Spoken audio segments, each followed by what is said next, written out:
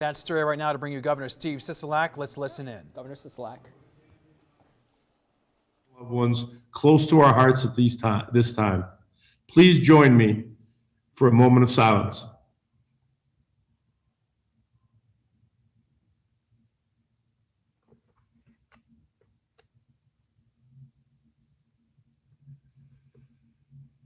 Thank you. As I said last week, the chaos that erupted at the U.S. Capitol was the opposite of patriotic. It was undemocratic and un-American.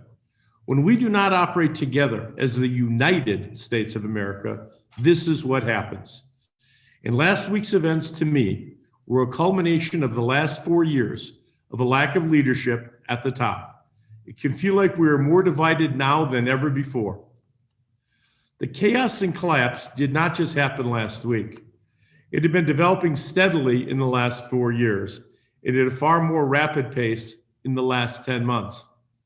The divisiveness and lack of leadership has resulted in the lack of a unified national strategy to combat a deadly pandemic. It has pitted state against state on the open market, trying to secure personal protective equipment and testing supplies. It has left each state and local government in impossible budget situations, trying to provide critical services in a crisis without additional and flexible dollars. Except at this point, state and local resources are even further depleted than they were 10 months ago. It has resulted in the slow rollout of vaccines without a unified nationwide strategy. The same folks who have been struggling to provide for months and months are hit with a new massive logistical challenge. All of the challenges we face as a nation are combined and intertwined, and the United States is best when we come together, putting aside our personal differences to reach a common goal. And right now, our common goal must be to reach the end of this pandemic so that no more families mourn the loss of a loved one to this terrible virus, and to be able to transition to the full strength of our economy. Before I go any further, let me make something clear. I know there are many folks around the state and country right now, reading a letter written by the Nye County Republican Party chairman. It is an embarrassment to the entire state. Do I condemn it? You bet I condemn it. Language from party officials and community leaders that incite insurrection and violent uprisings and promote blatant falsehoods are especially dangerous at a time like this. The false allegations against the integrity of the election, which lack all evidence of fraud or wrongdoing, need to end, and end now. During this difficult time, Nevadans deserve decency, humanity, and respect for where we are right now.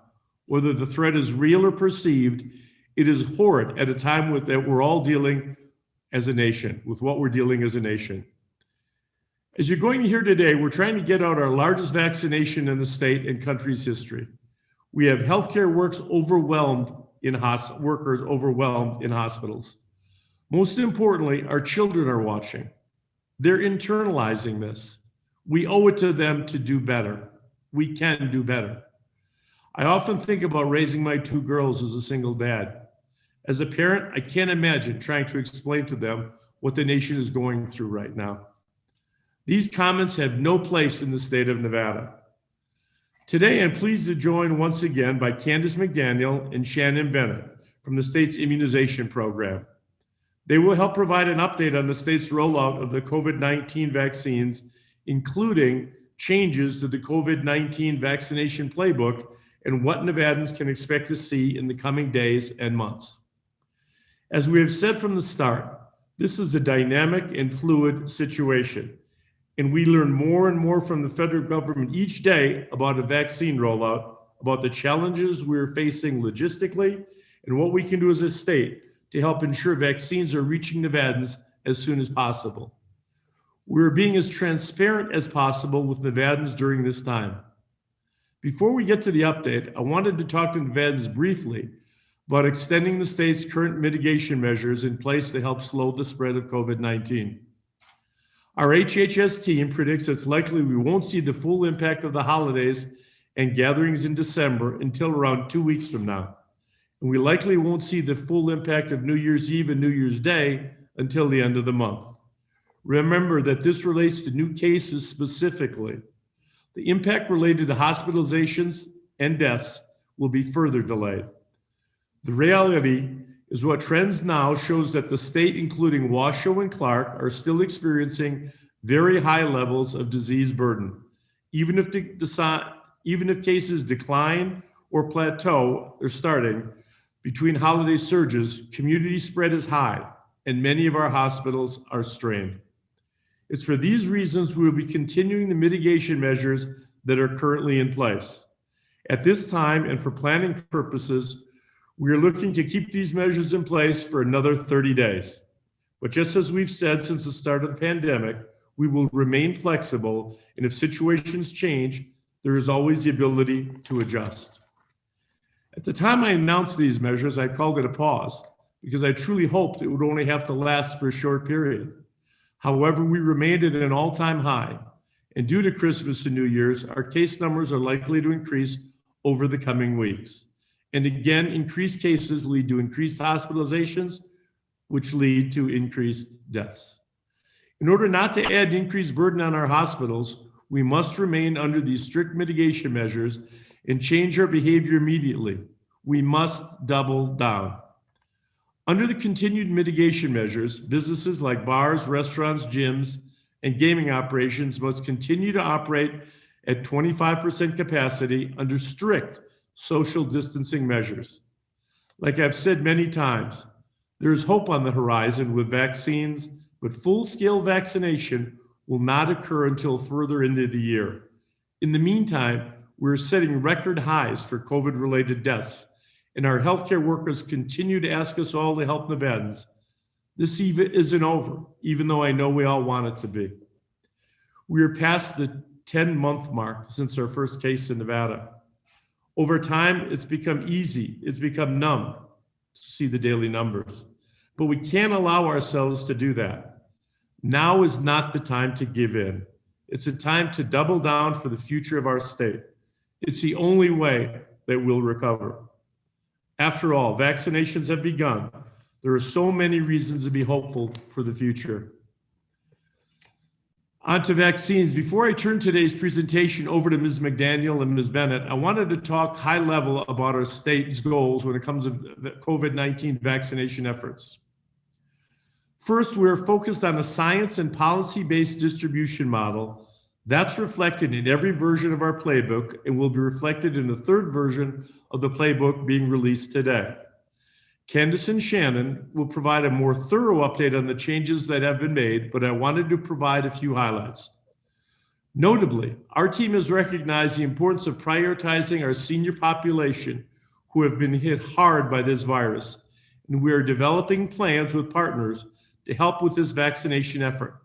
But I wanted to note right now, one notable change is that the top priority under general population is 70 years and older. Previously, it was 75 plus. Now it has been lowered to 70 years and above. Again, we have followed guidance from the CDC, while also ensuring that our distribution model meets the specific needs of the Silver State. Secondly, our primary goal to ensure that we don't let any doses go to waste. We want to maximize every dose that comes into the state and avoid expired or unused doses.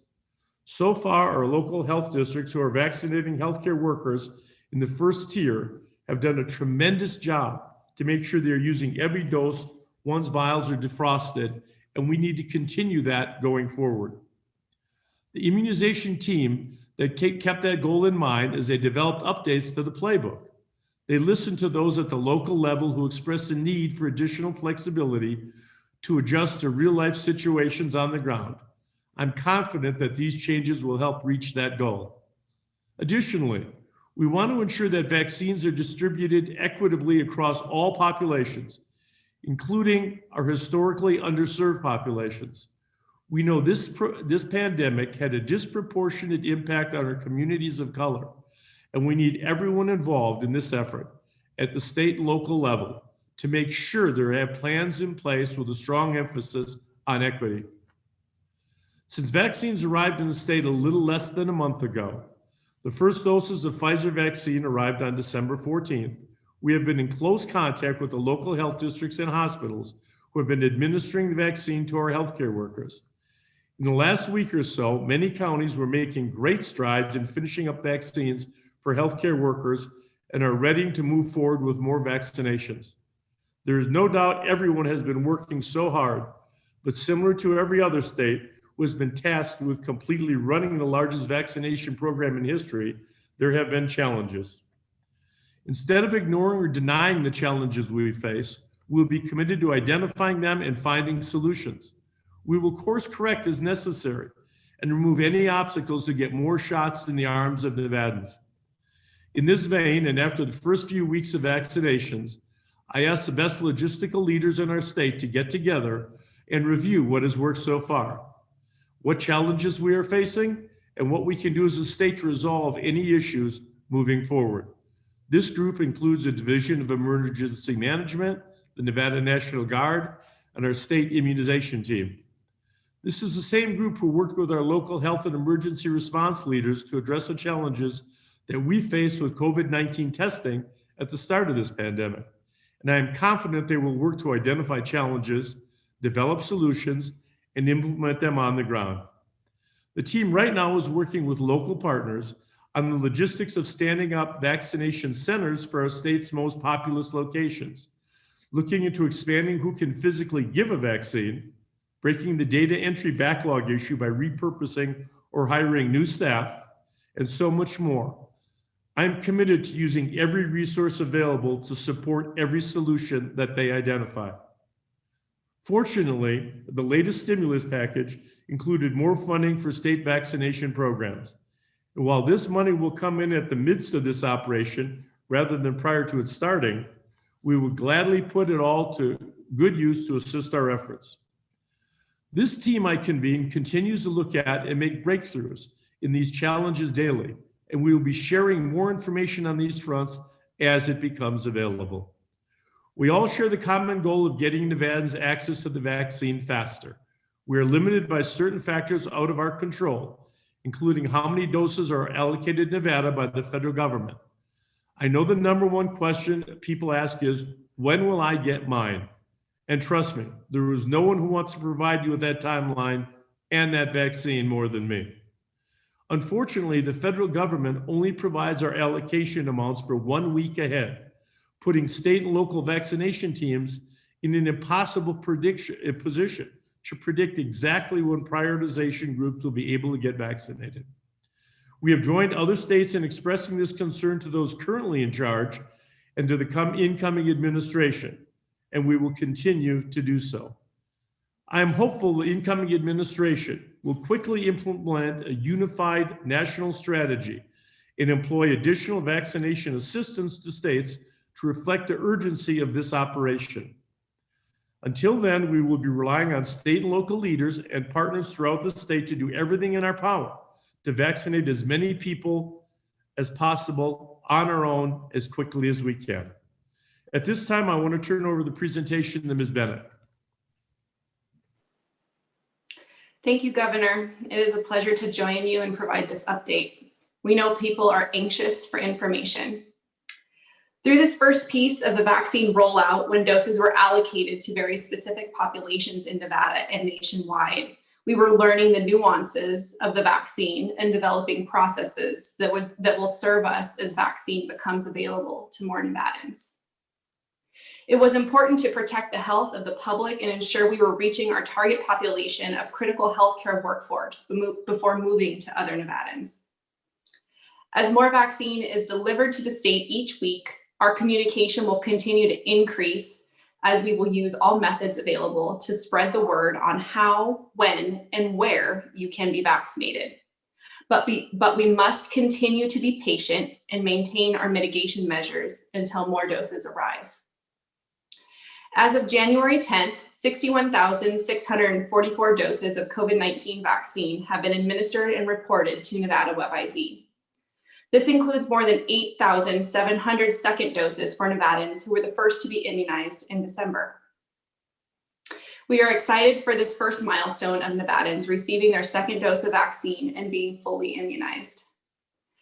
We've talked about how many doses have been administered to Nevadans and how the number grows daily as we learn about the vaccines, streamline the process, and find efficiencies with the required administrative tasks. Data entry thus far has been a challenge. It takes more than 2 minutes for each dose administered to be entered into Nevada WebIZ system. So one person can enter about 30 doses an hour or 240 doses in an 8-hour workday. In the past 3 days, 12,000 doses have been added to Nevada WebIZ, which equals about 400 hours of data entry by Nevadans. We must report to the CDC daily on the number of doses administered. This information is reported as aggregate data. No specifics about the individuals in Nevada who have been vaccinated is shared with the federal government. In Nevada, we have received a total of 170,400 doses of vaccine from the federal allocation, including both Moderna and Pfizer vaccines, with more doses set to deliver early this week. Nevada's allocation continues to be low, and that is why it is so important that we prioritize who can be vaccinated and when.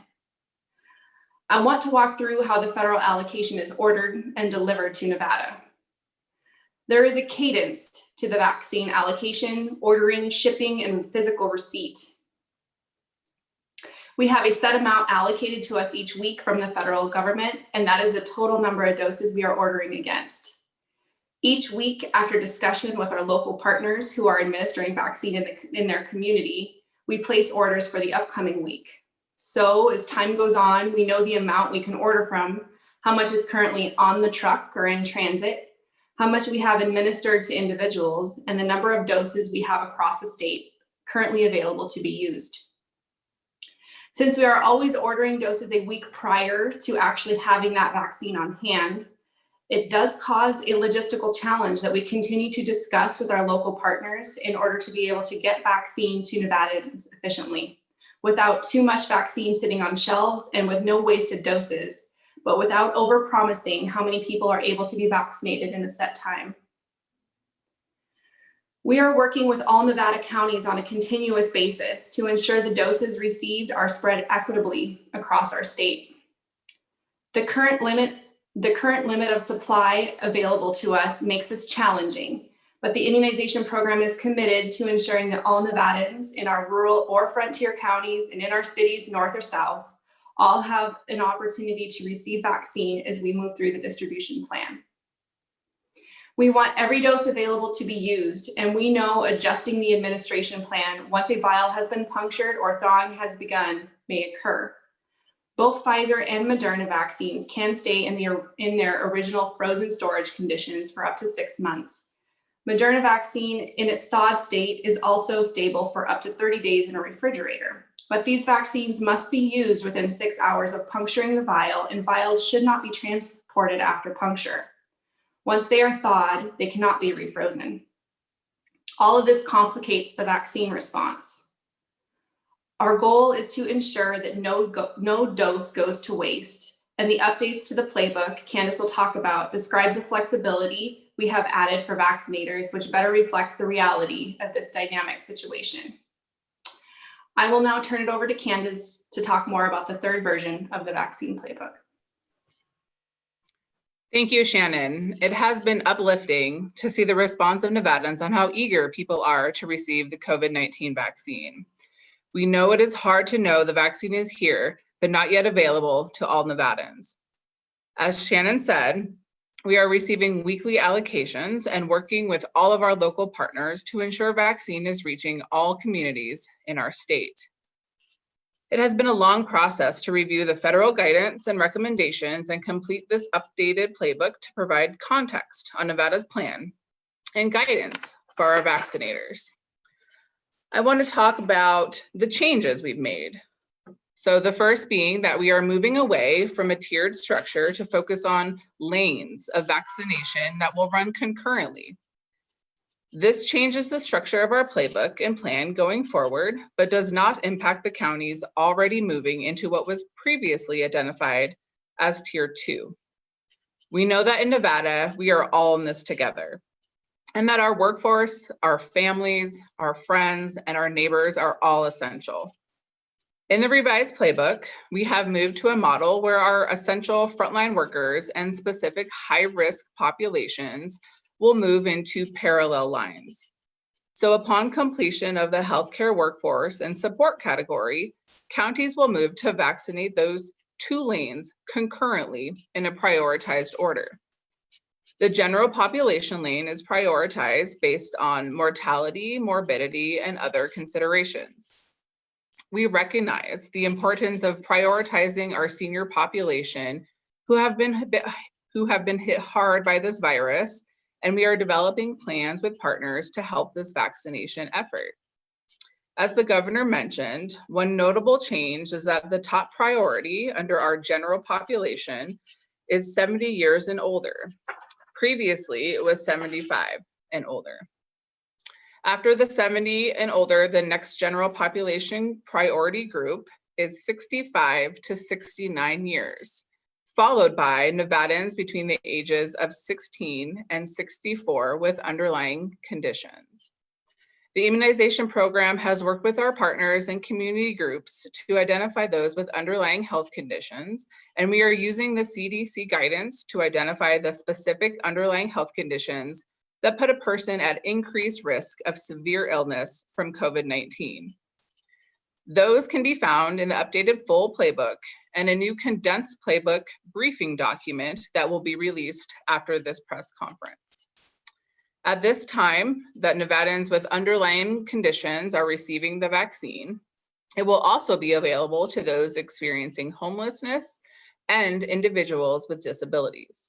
We are very proud to be only one of a few states who are specifically prioritizing individuals with disabilities. Finally, the last group under general population is healthy adults between 16 and 64.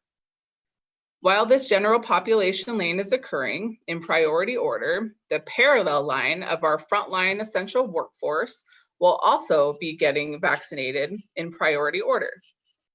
In the lane of frontline essential workforce, we continue to strive to maintain a science-based approach and an equitable distribution while considering close contact and with those outside your household and the likelihood of transmission. We are talking with business groups, community groups, and organizations across the state to identify barriers and opportunities as this plan moves into action. While there are limited doses of COVID-19 vaccine available, we are relying on Nevada's employers to identify those who are truly frontline and should receive vaccine first, as not every person in each occupational group will be included until more doses are received. In the revised playbook, we have worked to include guidance and details related to Nevada's essential workforce. Again, we are no longer using the tiered approach and have updated the playbook to streamline and simplify the prioritization. Frontline and essential workforce categories are now prioritized in buckets from public safety and security to frontline community support, supply chain and logistics, and more.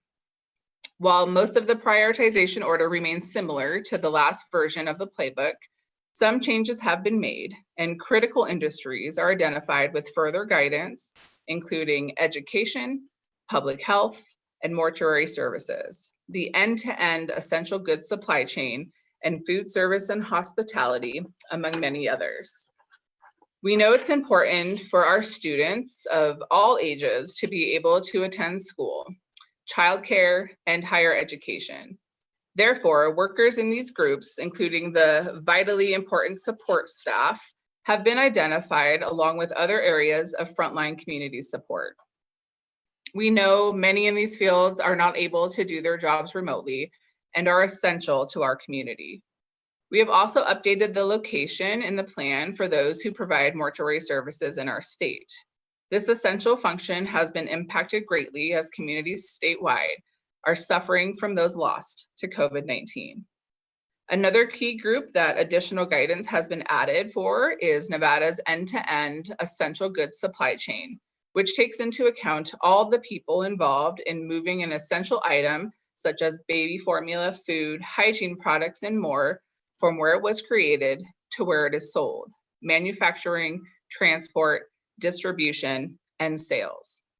Additionally, we have proudly added a new bucket called Frontline Commerce and Service Industries, which includes the food service and hospitality workforce. We know Nevada is the hospitality capital of the world, and as the governor has said many times, they are essential to our state and our ability to be healthy and recover. This will include those working hard in these vital industries, from restaurant staff to food prep to frontline casino and resort employees. Again, this updated structure offers flexibility for those working in our communities to ensure all doses are being used, while still maintaining an order of operation to the rollout of vaccines across different groups. We are not receiving enough vaccine each week to move in a standard fashion across all counties, so some areas will be advancing more quickly than others. The full playbook includes many other updates and additional guidance to help our counties, our local health authorities, and other vaccine providers and businesses working to support Nevada through the vaccine rollout process. This playbook continues to be a fluid document that may be updated in the future as more guidance is provided. And I want to be very clear about one thing before I turn it back to the governor. If you heard your workforce or age announced today, it does not mean that vaccines are available today.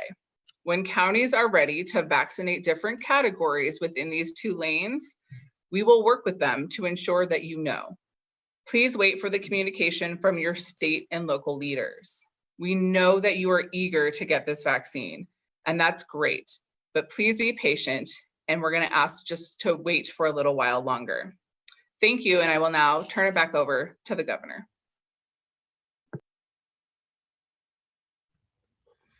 Thank you, Candace and Shannon, for being here with me today and providing that valuable update.